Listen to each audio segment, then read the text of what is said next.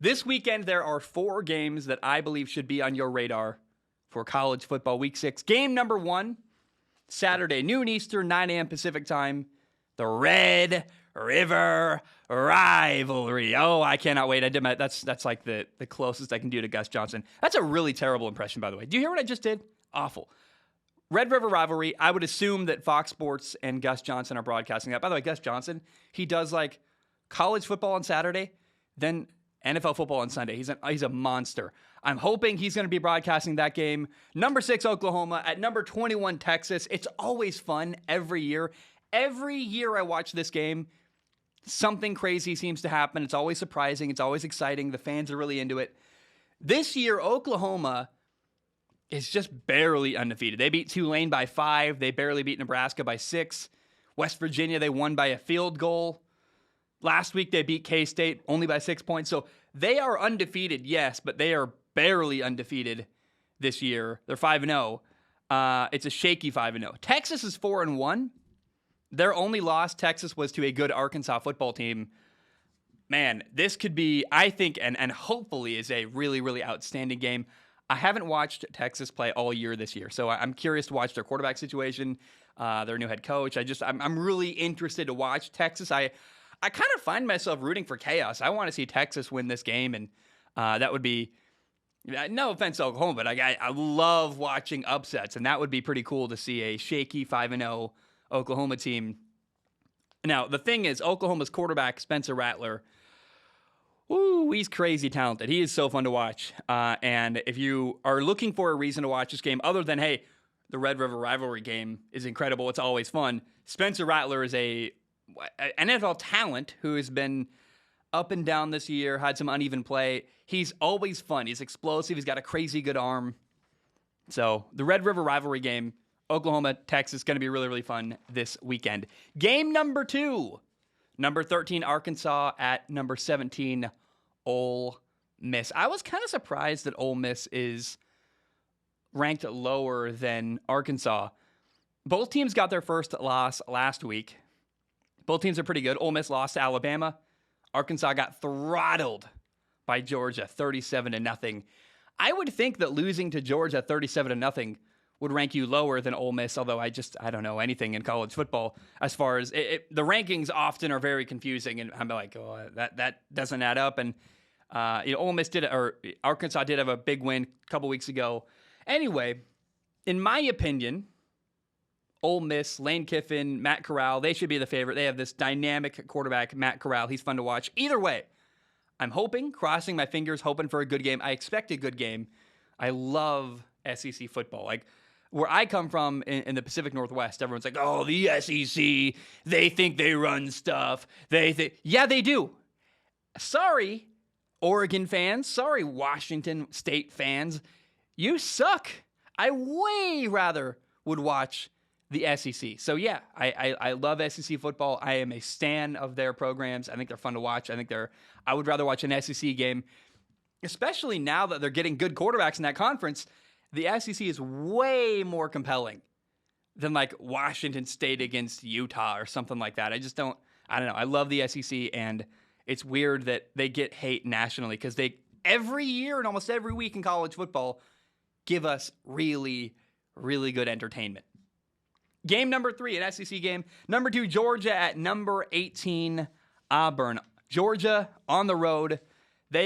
Georgia's an unbelievably good football team. They are so talented. And they appear to be on this collision course with Alabama where they don't play each other in the regular season. I certainly am glad they don't play each other in the regular season because they can meet now in the SEC title game, Alabama, Georgia. That'll be cool. Here's the thing. In order for Georgia to capitalize on their great football team and be ready for that matchup against Alabama, they need to go into that game undefeated, in my opinion. And this game on the road at Auburn, number 18 Auburn, against a good quarterback, Bo Nix. This is a game Georgia should win, right? Should and do not always line up. And the difference between a national title season and a year where you have a really good year and you win a bowl game often is, can you survive your bad game? Every year, Clemson, Alabama, Ohio State. Every year, every team has a bad game. I don't care who you are. Everybody has that one close game where you slip up a little bit, you miss a play here and there. A team keeps it closer than you're comfortable with. You have to win that one bad game.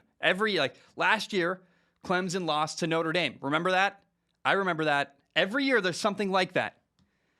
I am hoping this is not that game for Georgia. I want Georgia to go undefeated. I am rooting for storylines. I want Georgia, Alabama, SEC title game. That will be really, really fun. But let's not forget that Auburn, and let's acknowledge how good Auburn is. They could challenge Georgia here. If a play or two goes the wrong way, you throw an interception, you run a wrong route on third down, you muff a punt. If things go slightly in favor of Auburn, they have a shot here. And so I am hoping and looking for Georgia to take care of business and dominate an opponent. But again, if things go the wrong way, this could be that one bad game a year that you lose for Georgia. Game number 4. Oh, boy. Kinnick Stadium. Game starts at 4 p.m. The sun will be going down. Number 4, Penn State. At number 3, Iowa. The Hawkeyes, baby.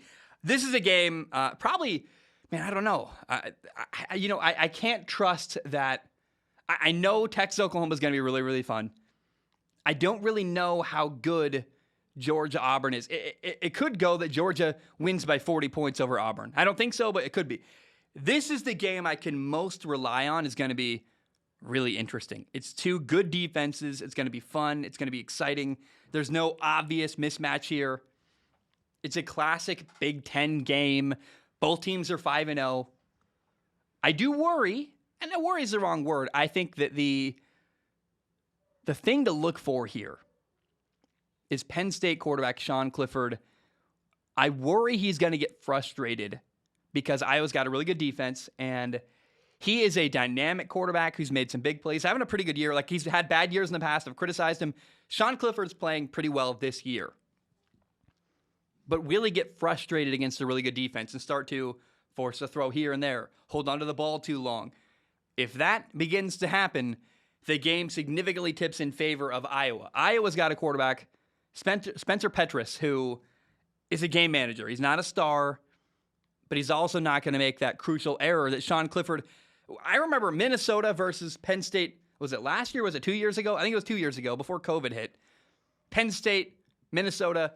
Sean Clifford had multiple really bad, crucial mistakes because he got frustrated against a good defense. How far has Sean Clifford come? Spencer Petras is not going to make that mistake. He's a game manager. He's boring to watch, Iowa's quarterback, but he's not going to have a game-breaking mistake. I think that, if he plays clean, has no turnovers, then Iowa will probably win. But Penn State at Iowa, going to be a great game. Keep your eye on the defensive battle between Iowa and the Penn State quarterback, Sean Clifford. Can he stay patient? Check down, take what the defense gives you. You go 3 and out. Don't get frustrated.